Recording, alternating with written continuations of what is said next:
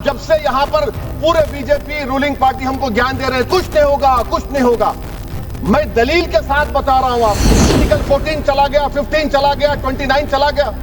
लक्षद्वीप का एक मुसलमान एमपी है, क्या उसको राइट नहीं है क्योंकि ट्राइबल है? क्या कह रहे हैं आप? पैदा करने का काम बीजेपी करना चाहती है मस्जिद और मंदिर के नाम पर, इसीलिए मैं इसका कंडेम करता हूं। उन्होंने उस कानून को फाड़ दिया तो मैं गांधी की तरह इस कानून को फाड़ता हूं। ये अनकॉन्स्टिट्यूशनल है सर। लॉबी खोल दी है, माननीय सदस्य लॉबी खोल दी है, लॉबी क्लियर कर दी है। अब हम आइटम नंबर 13 सभा के निर्णय के लिए ले रहे हैं। प्रश्न पर विचार किया जाए। जो सदस्य विरोध में ना गए, मेरे विचार में निर्णय हाँ वालों के पक्ष में, हाँ वालों के पक्ष में विधेयक पर विचार करने हेतु प्रस्ताव को स्वीकृत किया गया। मजहब के अफेयर्स खुद चलाना, मूवेबल इमूवेबल प्रॉपर्टी को लेना और एडमिनिस्टर करना।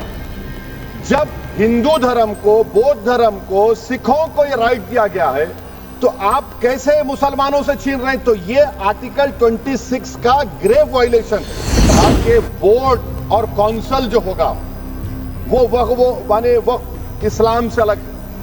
सर अगर ये बात सच है आपकी तो फिर आपको ये कानून बनाने की जरूरत ही नहीं है। आप एक नॉन स्टैट्यूटरी बॉडी बना दीजिए।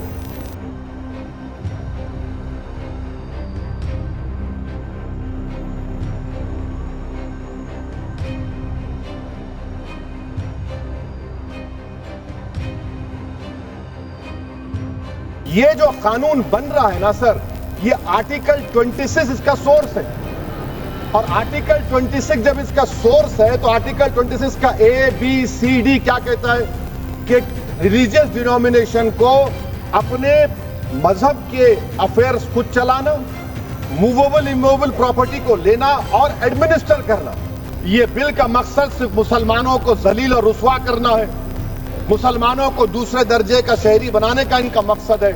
सर अगर आप हिस्ट्री को पढ़ेंगे तो महात्मा गांधी उस वक्त के व्हाइट अफ्रीका में सफेद फार्म अफ्रीका के कानून को महात्मा गांधी ने कहा था कि ये मेरा कॉन्शियंस इसको मानता नहीं, मैं इस कानून को कबूल नहीं करता हूं।